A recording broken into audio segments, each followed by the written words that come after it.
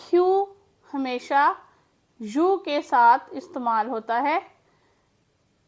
देखिए, queen, queen, queen, quill, quill. मजीद कुछ वर्ड्स देखते हैं।